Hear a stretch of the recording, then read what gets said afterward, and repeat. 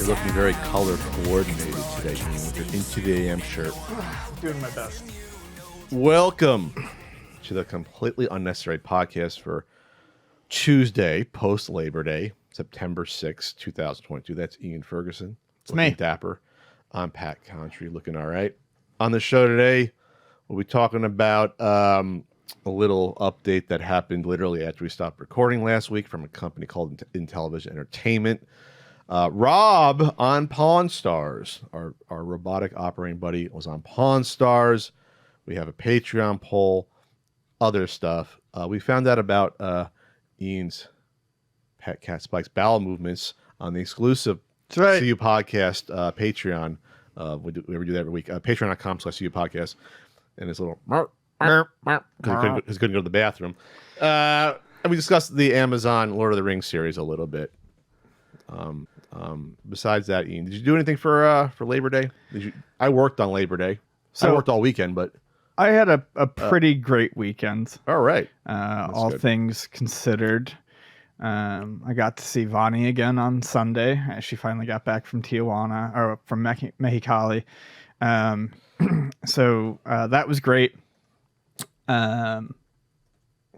I briefly, big news. Extra Napkins found out it gets its first convention appearance in November at Really Rad Weekend, so that was a lot of excitement about that, especially for John. And then for Labor Day, I finally got a chance to use my fresh hatch chilies, and I made chili verde and homemade black beans. And if you look in your fridge right now, there is some chili verde, some homemade black beans. What? A little sour cream, a fresh shredded Monterey Jack cheese, a few tortillas, and a couple lime wedges. So you got a little taco kit there in your fridge. Thank you, Ian. You're welcome. 13 months later, I appreciate it. Well, I wanted to make it with the fresh ones. So these weren't even frozen yet. These are the fresh roasted hatch chilies. Wow. First time Ian's made me food in a long time. I forgot to bring diced onion and cilantro, so you'll have to figure that out on your own. You shouldn't have said that, Ian, because I'm just thinking about the cilantro I don't have. Well, the cilantro, there's plenty of cilantro. So you're saying it's for tacos. You can eat it just. Normal. Oh, you can eat it just normal. I mean, I don't have tortillas right now. I know I brought you some tortillas. Oh, thank you. I had omelet tortillas left, which is a thing which we can talk about. They have egg white. Oh, tortillas. Egg white tortillas. Yeah, I've seen. They're actually not horrible. It's like a thin mini omelet, basically. That's what it is. But there's cilantro in the chili verde. God damn it! I mean, basically, fasting. it's chili verde is just stewed pork chunks in a rich green sauce. So, anyways, you're torturing me. You're gonna get to that. Thank you, Ian. What did you do? Much. I saw that you were hanging out with Frank. Oh yeah. So I hung out with Frank on Labor Day. He did ribs, and he bought 4 kosher dogs, like quarter-pound hot dogs, like big thick ones. They're delicious. I'm not a big hot dog guy, but the pure kosher dogs is the way to go. I love hot dogs. The only problem is Frank never buys hot dog buns. He buys like I saw rolls. The picture, which is kind of all right. I mean, but you need a fat wiener for that. It's not, because you can't. It's too much bread. Yeah, that's what I'm saying. You need a fat wiener. Well, it's a fat wiener, Frank. But the point is that like, oh, Frank, why, I like him. It's a big dog. I'm like, Frank, this is too much. I have to take the fucking inner flesh of the rollout there. But he did that, and he had ribs. They weren't on a smoker but Frank does a great dry rub, but he just put them in the oven. So we had that. And then his pal Richard, who does not eat meat, had a seafood pasta, which they had the night before, which I said, once I saw Richard put that, I said, I want that. I want the seafood pasta with scallops and shrimp. Holy shit. I've made myself seafood pasta in at least over a year. I fucking love scallops. My God. So we had that, and then we had sides. We had the red, white, and blue potato salad, which if you don't know, it's ridiculous. It's bits of bacon and blue cheese potato salad. It's like should be outlawed. Oh, the red, white, and blue? Yeah. Yeah, it's good stuff. Yeah, it's incredible. I like dill. I like German potato salad. Everything but the classic. I don't like the regular plain potato salad. Is so good. My grandma made an amazing one. Yeah, it's good shit. And it's good shit. The only classic style I like the plain macaroni salad, but not for potato salad. I think it's flavorless, but I like the plain macaroni salad with little vegetables in it. That I like. So I buy myself a little bit because Frank doesn't eat it, and we have coleslaw. Diced up carrot goes great. What's that? Diced up carrot in a macaroni salad is Traditionally, it's usually celery. Yeah, I hate celery. It's usually celery. It's usually carrot, and sometimes I put something else, but it's usually at least those two. And it gives a little bit of crunch. And then Bush's baked beans, which is the goat beans. I mean, there's only a couple of bean companies, but like Bush's baked beans, you can't go wrong. So we had that. And then we listened to Richard had his little Bluetooth little speaker playing something. I got an email.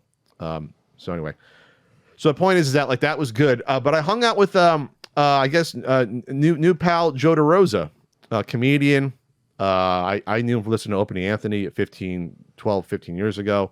He's on Better Call Saul. He plays a veterinarian. He was nice enough to get me a ticket to his show on Thursday. And then he said, I want to go to the swap meet. I brought it up as a suggestion. So I was like, okay. So I did the rare Saturday swap meet. I didn't get there till 11:30, which is weird. At that point, it's like they started packing by 1, by the way, because like the guy got out there. Saturday was literally the hottest day of the year. At least here. It was unbearable. It was gross. It was 92 leaving the house, and it's usually cooler since we're closer to the ocean. And by the time I left, it had to be close to 100. It had to be, because it was definitely hotter a couple hours later, and it felt like 5 degrees hotter. And then plus we're on asphalt, so the heat rises. So we get there at 11:30, and it's the Saturday swap meet's smaller. It doesn't have the rows in the back. It's only the vertical columns. Doesn't have the horizontal ones. Right. But it seemed like decent. And then Joe's like, you don't think I need a hat, right? I don't burn. I said, Joe, you're going to look like your face will look like a freaking tomato tonight if you don't get a hat. I forced him to buy a hat. I mean, it was unbearable, the heat on Saturday. I need to get one of them floppy hats like you have. Oh, I have like the wide big ones. Oh yeah. Nothing's getting on my shoulders, my neck. I don't care how I look. I look dumb. I don't care. The sun is the enemy. Anyway, so surprisingly, like I actually said to him, like I could have filmed the Flea Market Madness because we found stuff at 11:30. That's crazy. He's into Game Boy games. He bought some Game Boy games. Nice. I said you got to hang out with Ian. I forced him to buy kicks. It was only like $4. Someone tried to sell him Pac-Man for $15. Some young kid and tried to take him for a ride. I'm like, it was like noon. I'm like, look at him. Like, no one's buying Pac-Man for $15. I said in my head, it can't be that much. It's like an $8 game. I think I think the Game Boy version of Kicks is like.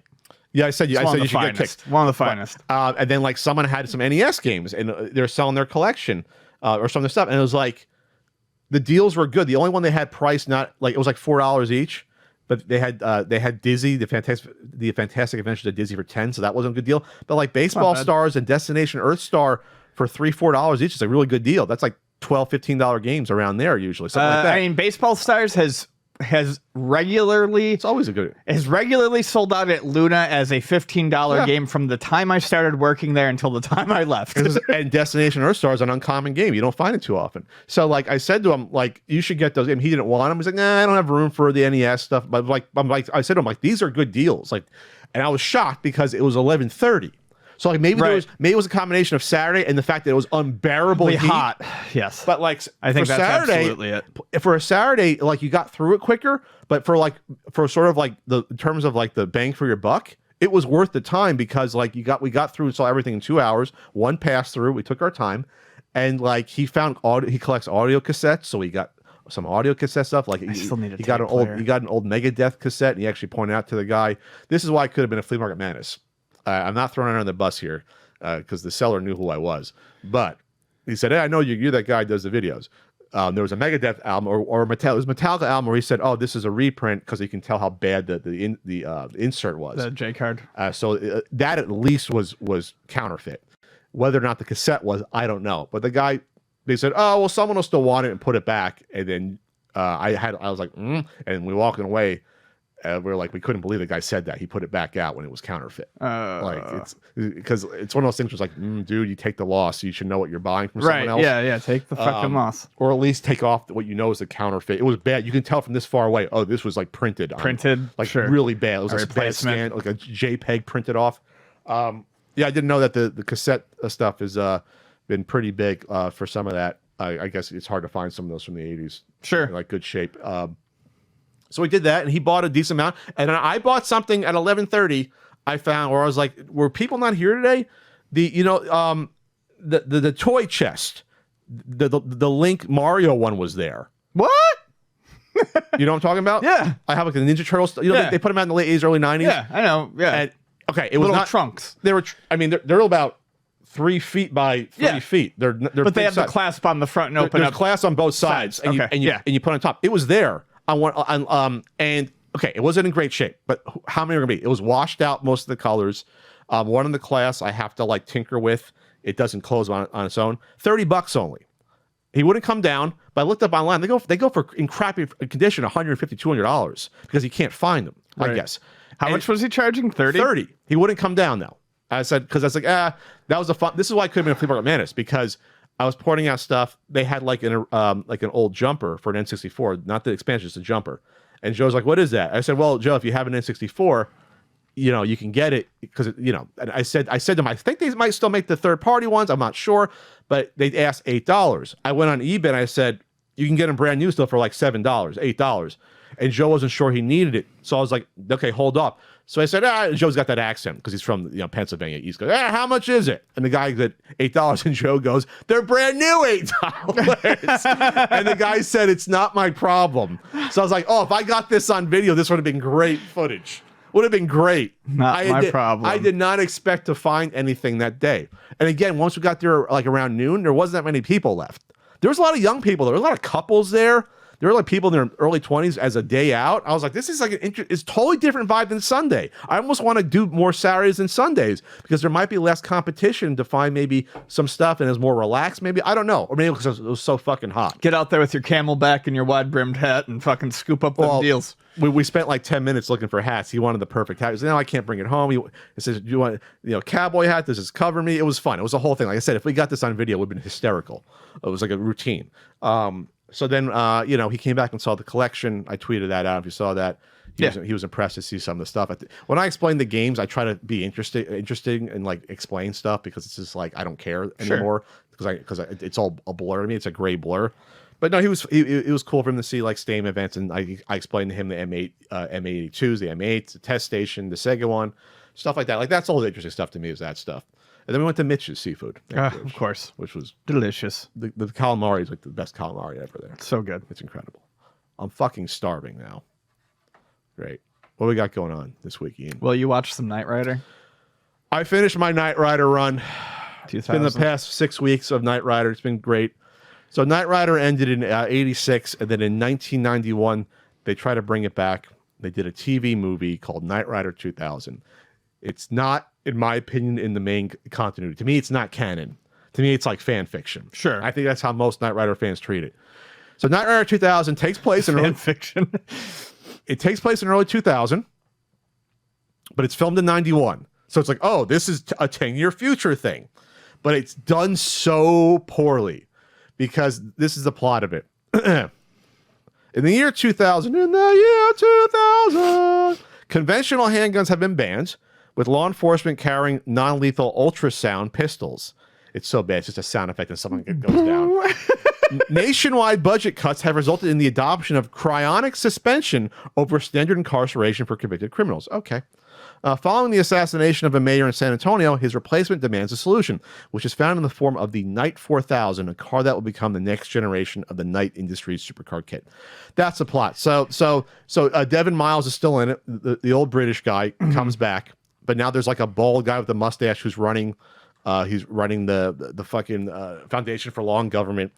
So the first thing when you notice it does not look like the original series. It's shot like ultra bright and clean. Right. Because that's their idea of the future for some reason. Sure. The year 2000. And it just seems off. They don't use the Knight Rider theme. They don't use it. There's this lame... No? Not even... No. They don't even like... Not even a stinger referencing it. Wow. What the fuck? They have this That's lame... a bad call. They have this lame, obviously, piano from a keyboard sound. It's like... Do-do-do-do... Do-do-do-do-do-do. It sounds like a Hallmark like TV movie theme. I'm not even kidding. It's bad. And they use that theme, this same piano when there's like a fight scene, or it's so out of place. No synthesizer at all. Like not it's exactly. And this is supposed to be a 2000, like a future. It's supposed to be a continuing of the series with Michael Knight coming back. So it's revealed that Michael Knight retired in like 90 or 91, and he's been off the grid for 9 years. They recruit him back. So they dismantled KITT. Like the Foundation for Law and Government, the Knight Industries, they dismantled KITT, but they still had the computer with his voice, basically. And they had it like in a fucking dumpster or something. It's so bad. This is like the high-end technology. They dismantled it. So they make a new supercar that's this red piece of shit. What's the car they actually use? It looks awful. It's what was it? I'm trying to find it. They didn't get the rights to use a Trans Am. God. Go on their camp. It's terrible. It's fucking terrible. They used a Dodge Stealth for the night, a custom Dodge Stealth for it. There is no action in this movie. Spoilers. There's no good car chase scenes like in the original. Every Knight Rider episode had a car chase scene. Yeah. Every Knight Rider episode had, if for nothing else, cool stunt driving with turns and stuff. Every Knight Rider episode had the turbo jump. I'm looking up the Dodge Stealth. This had nothing in it. This was almost like, well, we don't have the budget to do any sort of real racing on the streets, or like we'll do nothing like that. It had nothing. It had like one fight scene. It had no car chases. The car is not. It looks good awful looking. It's at all. So basically, they put KITT into that with about a half hour left in this fucking awful TV movie. KITT before that is in Michael's. He has like a 56 or 7 Chevy. Mm-hmm. They put it in that for part of it. The big moment of the movie is like you see like a bunch of traffic and the Knight 4000 KITT stopped. In the old show, what would KITT would have done? KITT would have either jumped over or gone on 2 wheels. On the 2 wheels, he goes into ski mode. Did you see me up on the 2 wheels? Which happened very rarely because that's probably a more dangerous stunt. What KITT does, it cuts through the river. This was filmed in San Antonio. So they mock KITT up into like a boat. And it goes super slow in the river, and that's the big moment for KITT in this. I can't make up how bad this was. And you see, to catch up with the bad guys, you see KITT on the water. It's really on the water, but they just mocked up a shell on top of a boat. Right. And you see it go through the water. They don't even show it getting out of the water. And then all of a sudden it's on the street again, and they catch up to the guy, and there's a fucking fist fight in a mall in San Antonio, and that's with Mitch Pileggi from X-Files, by the way, as the villain. And that's the movie. I couldn't believe it. And that got good ratings at the time. I looked at this and said, there's no way they would have picked this up, because this is a totally different tone and look than the original series. And KITT did absolutely nothing. It was so lame. I should not have watched it. That sounds awful. Miserable. I should have known, because the first 3 times I tried watching it, I fell asleep. I couldn't get through like 45 minutes of it. I'm like, this is terrible. I had to fast forward each time, and each time on Netflix when I came back, it thought I watched it since I fell asleep. I had to fast forward through the same parts again to get up to it. I mean, this is bad, but it's not so bad you want to watch it. It's not so bad. No, it doesn't sound like bad. So bad it's good. It just sounds like bad. And even I think I'm looking on the Wikipedia. Hasselhoff said afterwards, like, yeah, they didn't get what made the original. No, they didn't. They didn't use the theme. And then the other thing that KITT does, it now has a virtual reality mode, so it turns into like a video game. So now there's one part where like the only decent part of the movie is when they try to get the guy doing the arms deal, and they fire a rocket launcher at KITT. And so then KITT fires the sonic waves out and targets it like RoboCop on the heads-up display on the glass of the car that you're looking at, like basically. So it like changed the graphics. It was like you were playing like an early 90s arcade like shooter game. That was it. It was you don't understand how terribly disappointed I was. I bet. We got to move on, but like it was. Yes, I was about to be like, I hate to be Taskmaster here, but we got to keep going. Captain Intro here. It was. I mean, I was so disappointed. I did not think it was going to be as bad as it was going to be. What's going on? Pat saw this, I think, last night and brought it up. It's Yanko design wooden arcade cabinet, and it looks like it's very flowing. It looks like it's kind of one piece of wood the way they put it together. It just looks like kind of the skin on the outside of an arcade cabinet. The sides are bare, so you can see the silhouette. Mm-hmm. It's interesting. I think it looks kind of nice, but it uses an LCD screen. I don't see any place to put an arcade board in here. So you probably this is like a Raspberry Pi thing. yeah. So you probably are Raspberry Piing this or Pandora's boxing it. Yeah, they show a little shelf and they go down the picture. There's a little you shelf. can put like a PS5 there. Yeah. This is for like a do-it-yourself thing. I mean, it's interesting to see like arcade cabinets, at this point. Form over function. Yeah, with games as popular as they are, seeing, art piece sort of arcade cabinets that you can put into the home. One thing that I definitely want to knock is it shows Outrun running on the screen. And then it has 2 joysticks and 6 buttons in front. They couldn't have picked like a Street Fighter or something like more appropriate, but yeah. From Yanko Design. Yanko Design, the name you can trust. Yeah, this is a concept. This would sell though. If this was a decent price and just included the LCD screen and the control panel, I think this would sell. It is only a concept? Yeah, I don't think you can buy it yet. I didn't see it for sale. This would sell. This would be like, because it looks like an art piece. It's like a nice finished wood on there, easy to put together, probably slots in like an IKEA. You know what I mean? Right. So the designer is Del Bianco Jody is the person there. There you go. Well, we'll see if it becomes available.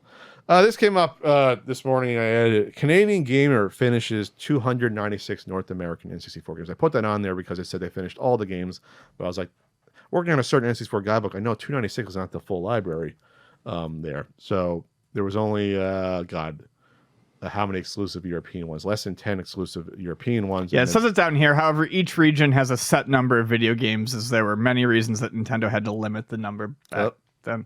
Still, regions like North America received over 296 games. So yeah. So a couple interesting Euro-only ones. But that's a whole other conversation. So it's cool. They make it seem like this achievement can never be done again, which, okay, 296 games is impressive. We saw... I can't remember right now. We saw that the Twitch guy finish all the NES games. Yeah, that's close to 800, and he even completed stuff like Miracle Piano, like playing the piano. Sure. So I'm not saying this isn't impressive, but they act like this is a once in a lifetime thing. Someone else could do this. I'm saying they could. It's 296 is not unfathomable to do that. But I don't want to take away from it. Not taking away. I don't want to take away from it. Not taking away from what's the person's name on here? Where's it in the article? Ace Gamer Sam. There you go, on Twitch. Congratulations to Ace Gamer Sam. Maybe I'll send you a certain N64 guidebook once it's out there. Sam's her name. There. The thing about these games is when you think about it, the reason I'm not trying to get poo-poo it, but there's not a lot of RPGs in North America. There's like 2, if you count Quest as Aiden's one. Chronicle, Quest. That's it. Yeah. Oh, and Ogre Battle. More of a strategy, but sure, but it counts. It's a strategy RPG. So there's that. StarCraft. StarCraft is a strategy game. Won't take you a huge amount of time. You want to say probably 2 to 3 hours probably to get through the campaign if you're probably good, something like that. And there's a lot of games that are just racing games that will not take you a lot of time to get through the main campaigns, like an hour if you're good. So like I said, it's impressive, but like the NES, that seems still to me like the worst thing to get through some of those games. To beat like all the Koei games, all the RPGs, all of the broken games that you have to beat. That's the thing about the N64. Scout 2000 or whatever. Secret Scout. Secret Scout. By the time you get to the N64, there's not broken games. There's games that are bad, like Carmageddon, but you can get through them. It's just like, well, actually, Carmageddon's not the best one because there's some really bad design in the levels since I reviewed that one. I was going to say Superman 64 doesn't. Okay, yeah, that one's fairly broken. At least you get past the rings, I think it's reasonable. But yeah, sure. But Carmageddon is just, that's going to be 7 hours to play that thing. But anyway, so no, congratulations there. It's a good achievement. It's also an achievement if you go to ultimatenintendo.com.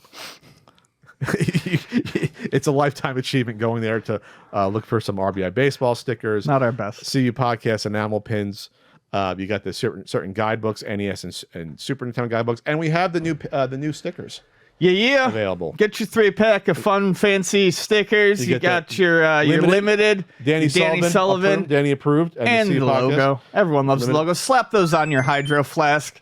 I got a Hydro Flask. Or you also got the your nail gene. Also the Frank face and the Pat hair as well. Could have put on a laptop right here. You put Frank on the corner there.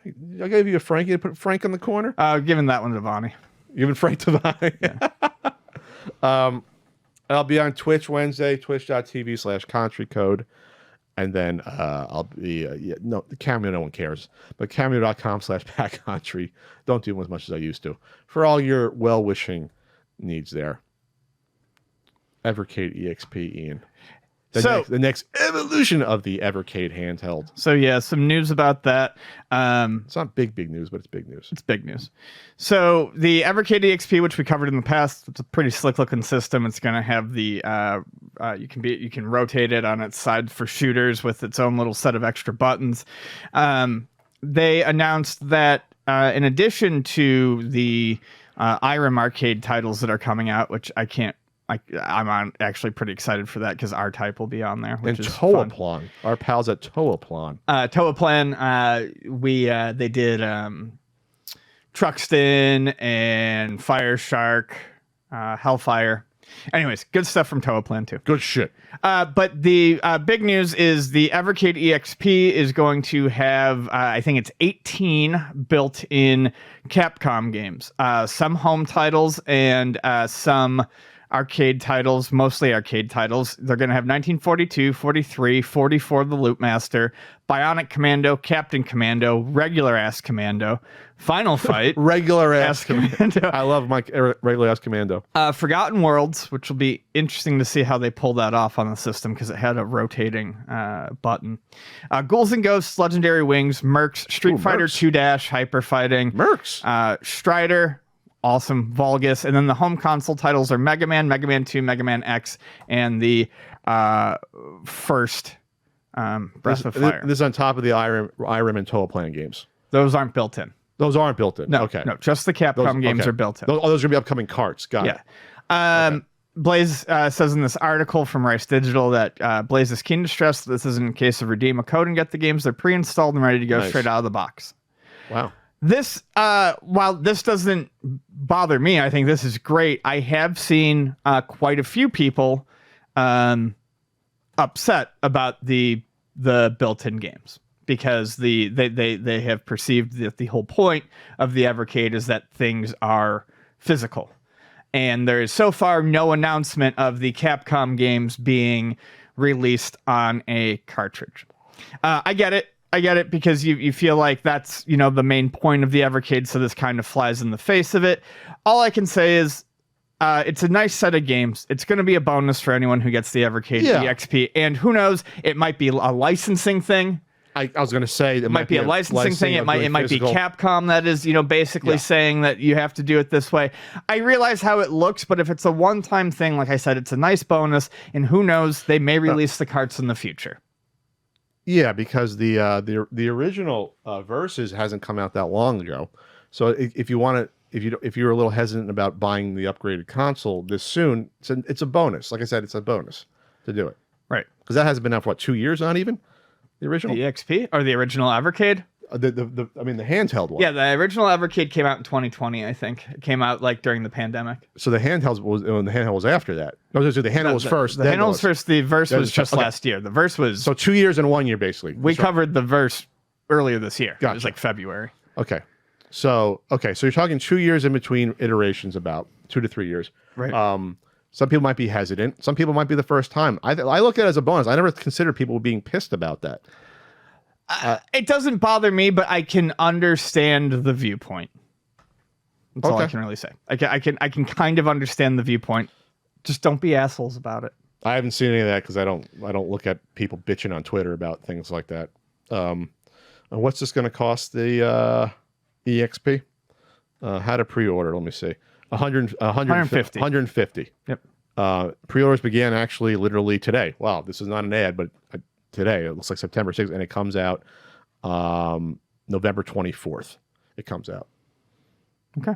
So there you go. You can. I think it looks nice. I like. We talked about. I think we talked this before about. I like the button layout on this. I do too. The buttons look cute. Then you have this, like I said, you have the side buttons. So when you turn it, you can play like your shooters and vertical arcade games. So it's interesting to do that. I've never seen that before. So that's an interesting little piece there. And that's a good list of Capcom games. That's pretty solid. Yeah, it is. It's really not bad. I'll have Mercs. You don't see Mercs too often brought up there.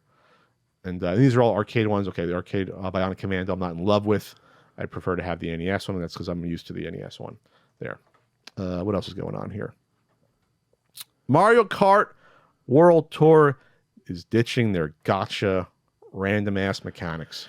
Yeah, now you can just buy the characters you want. What a fucking novel idea. I really thought that the gacha aspect of Mario Kart World Tour kind of flew in the face of what we kind of think and assume about Nintendo.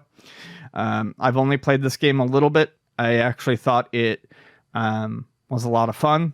I was surprised at how well Mario Kart translated to the phone, and it was interesting to me because I got to the point where I could play it with one hand, but it felt fun. So I know a lot of people still play it. I know Treg was really into it. It's one of the phone games he really likes, and I'm just happy people don't have to spend all this money to maybe get the character they like. Sure. So that's good. Then obviously probably Nintendo figured, well, it's a good it's good PR, but maybe they realize we can't milk it for that much more anyway. It's right. It's like a combination. So I enjoyed it. I played it for a couple of weeks. It was too easy. I felt like the races it was too easy with the little helpers. I almost never lost a race when I played. I was just like, this is kind of a little too easy, but whatever. I'm also good at regular Mario Kart, but I just didn't. I'm not into it. I like the tactile feel of regular Mario Kart, but it's probably one of their better mobile games. Oh, absolutely. Probably the best one, I would say.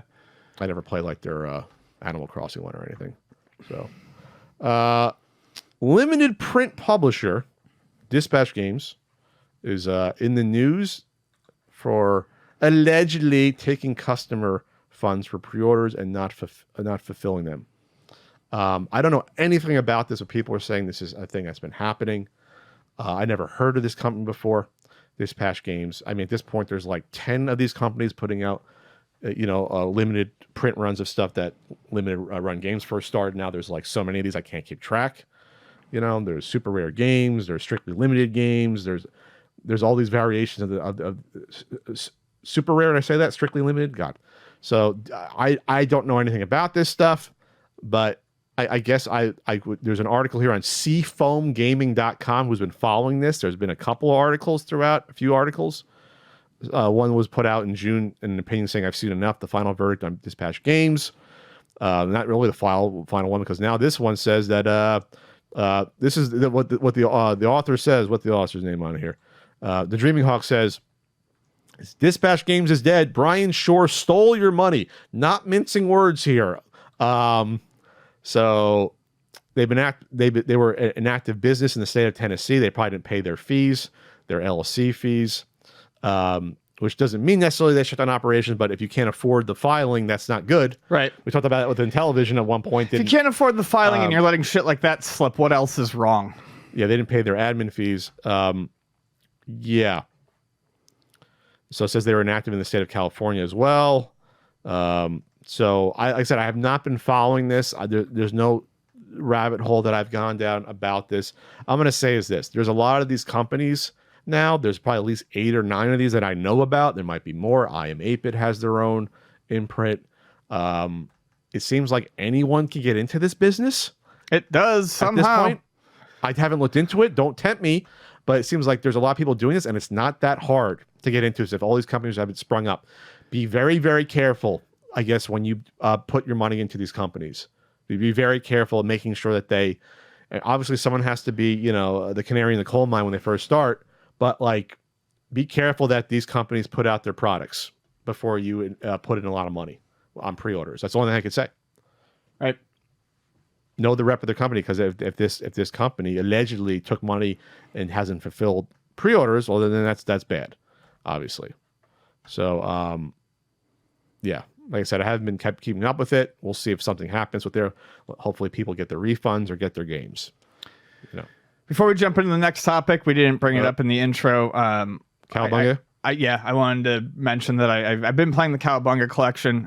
It's great, as we kind of expected it would be. We talked more in depth about it right after Comic-Con, and there's not a whole lot to add to that. But I will say, after playing a bunch of not Manhattan Project, Hyperstone Heist last night, I decided to dive into some of the game development documents and all the stuff that was in the museum because we weren't able, that wasn't really able to be shown. And it's great. They don't have design documents for every game, but they have a lot of design documents for like 5 or 6 of the games. Plus, they've got all sorts of other stuff, the boxes, promotional material. But the game design documents are really a lot of fun to look at. And I really enjoyed going through the design documents for the first Ninja Turtles game. Oh, yeah. I saw some of that. Chris showed me some of that, and the Mauser design. They just didn't have all of it ready on the menu. Sure. But yeah, like the sketch of the giant Mauser. Yeah. I mean, it's great stuff, and it reminds me that this is. This is a huge part of these Digital Eclipse releases. The part that I really, really like, and the SNK collection had a great one. Street Fighter 30th Anniversary collection had a great one, and this one is awesome too. So yeah, I mean, there's a lot of great games on that Cowabunga collection, but make sure you take the time to go into all that extra stuff that they managed to put in there because it's great. It's a blast to look at, and it's all translated too. He's got little translation overlays on all the Japanese design docs, so you're not just looking at something; you can actually kind of understand what they're doing. And everything's searchable. There's metadata on everything. Yep. That's the thing Chris was telling me how painstakingly, him trying to attach metadata tags to every single piece of material in that. That's a lot. That is wild devotion to the project. Then it's great. But then you can search for everything easily and bring it up. Yeah, like that's the power of digital. You can do that. It's awesome. One thing, and not to complain because it's not really a complaint, but I would have loved to have seen Hyperstone Heist design documents just because I want to see how aware they were of what they were pulling from, because Hyperstone Heist really does kind of play like a remix of Turtles in Time with some other stuff in there. It would have been interesting to kind of see their thought process behind putting that on the Genesis. But other than that, I see awesome. What you're saying. Yeah. Would have liked to have seen how they pieced that game together. Cool. We haven't talked about Pawn Stars for at least a year. Every year or so, especially with the shady stuff that happened on the 2 or 3 Pawn Stars appearances about the sealed games. Remember, it went from the Atari games. Well, I don't think this is a thing happening. Next time, you have one of the 3 people that bought the Super Mario for $100,000 with Jim Halpern from the Heritage Auctions, and they go, "Oh, I want $1 million for it." And then Dennis Kahn, one of the founder of WADA, goes, "Oh yeah, this is the next big thing, like comic books and all this stuff happening." So we've covered that garbage before. This is a little bit more subdued, but it was R.O.B, the robot. Box R.O.B comes on Pawn Stars to be sold to Chumley. The expert again is Dennis Kahn from WADA Games, which I don't know if he does anything at WADA anymore. This is the first, since the lawsuit, this is the first Pawn Stars thing I've become aware of, but this is probably filmed before the lawsuit because this came out June 15th.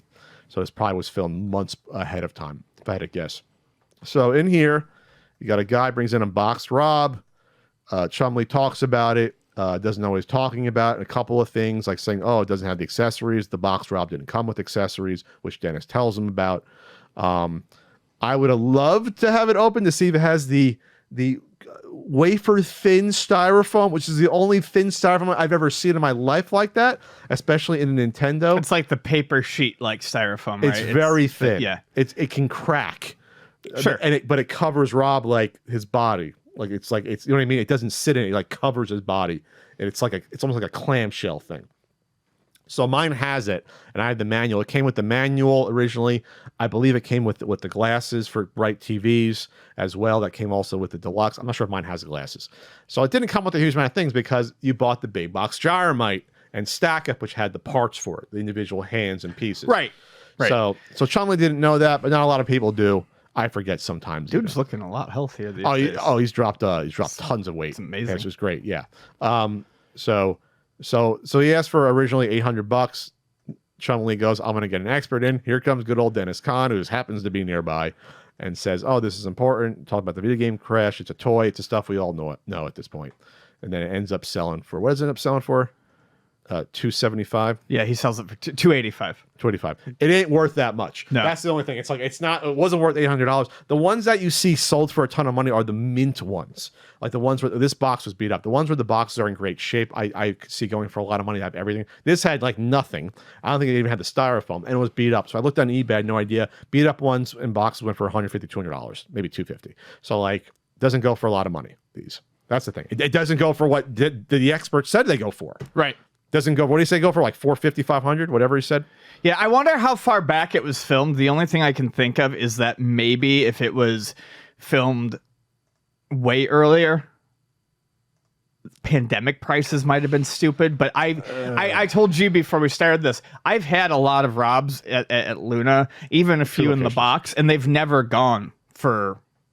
I mean, we could get 200 for them, but they certainly weren't double that. Yeah, well, it's one of those things where a lot of people aren't aware of it to begin with. But again, it's a very particular weird item. It doesn't have a game. It's just R.O.B. You gotta love R.O.B. But again, like I think the box is like the condition when it comes to it. Like I think it's the box. When I put on completed listings. Yes, there's not a lot of them. There absolutely is not. 187 one went for September. That literally yesterday it went for. Couple went for 250 here. Or actually that one, it looks like it was relisted. It looks like it wasn't paid for, and they relisted it. One went for 360. They relisted it, the same exact picture, for 255. But that had the glasses and had the warranty on it. So like I said, one went for 144 with the box. They don't go for a lot of money. No. So all I'm going to say is this, Chum, you shouldn't pass on a couple NWC cards. That was probably the ones you shouldn't have passed up 10 years ago, Ian. That was 10 years ago that happened. Do you believe that? Jesus. 10 years ago, Atari age, Nintendo age was attacking me, foaming at the fucking mouth. 10 years ago already. My favorite website. You believe that? It's been 10 years. It's been a while. That was pre-podcast. I could have sworn that was during the podcast. It wasn't. That was before the podcast. Really? Yeah, 2012. Okay, Podcast was 13, buddy. Yeah, well before. Well before. So that's it for our intro. Go watch some Pawn Stars every now and then. It's been on for like 12 years now. It's been on for a while. Oh God, I'm sorry about You're so tired? Sleep has been rough lately. But